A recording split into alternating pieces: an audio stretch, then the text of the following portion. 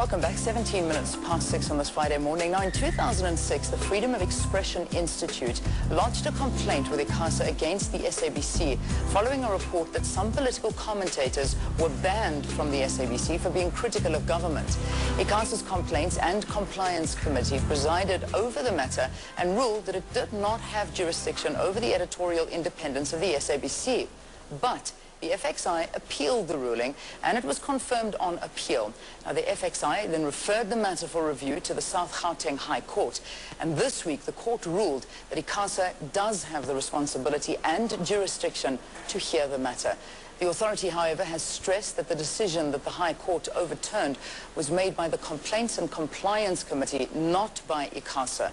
Let's get more clarity on this. And joining me in the studio to discuss it is ICASA Chairperson, Dr. Stephen Ncube. Good to have you. Thank you very much and welcome to Thank you, Leanne, for having us over here. I just want to say on behalf of ICASA, we wish Tate Madiba to have a speedy recovery. Yeah, he means a lot to all of us. Absolutely. And to the nation. He means a lot to the world. Now, coming to the subject, the South Gauteng High Court decision that SABC editorial blacklisting should be tried again. Why the change? As we said in the introduction, in the beginning, it was ruled in a different way, but now, as we said in 2010, what led to this decision? Why the change in mind from ICASA?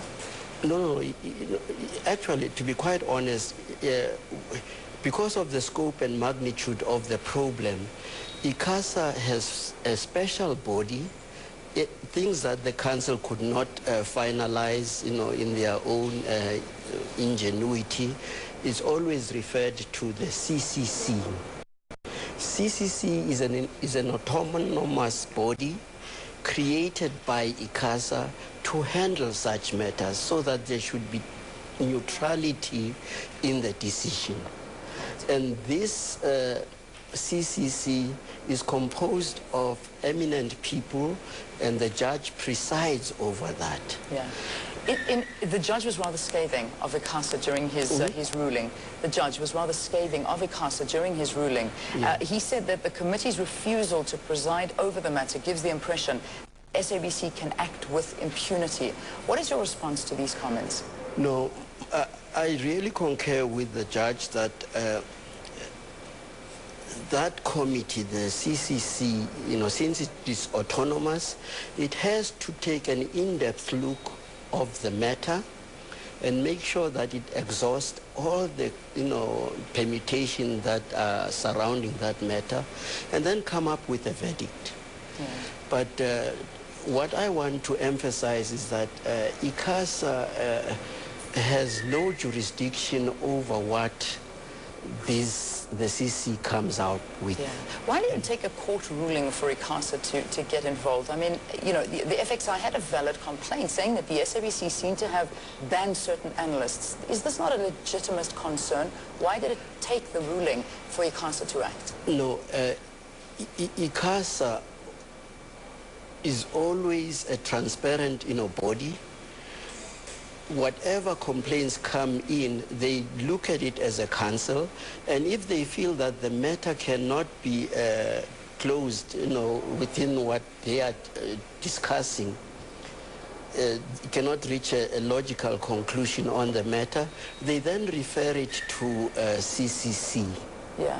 Which I'm understanding. And which is what happened here. In this case. Yeah. Just in terms of, let's get a better understanding then, because from what I think the public and what we understand, ICASA's real aim and basically the responsibility is to hear matters relating to unfairness and biased media coverage. Yes. Is that correct? Yes. So would the blacklisting of certain analysts or commentators not fall into that realm? Yeah, no, we always want to make sure that SABC and all the broadcasting corporation maintain a very high standard, both morally and ethically.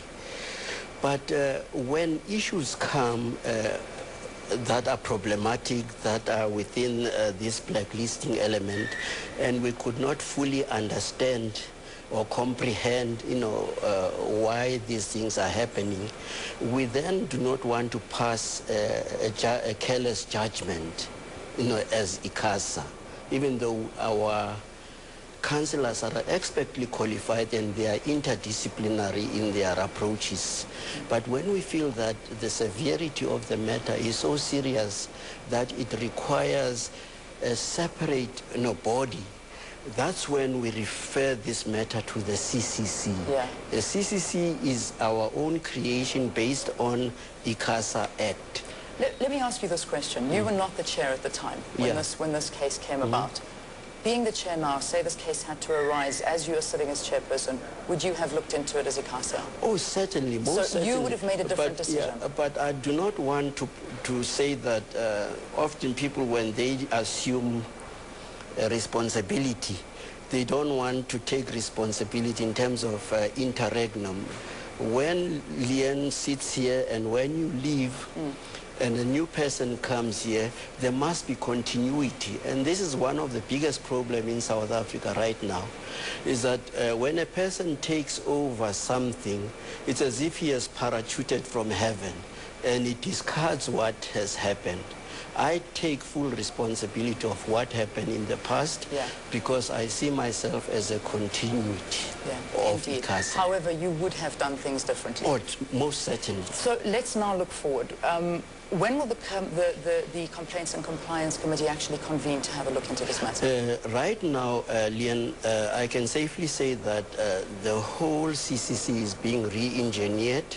We are going to have a new chairman appointed, and then after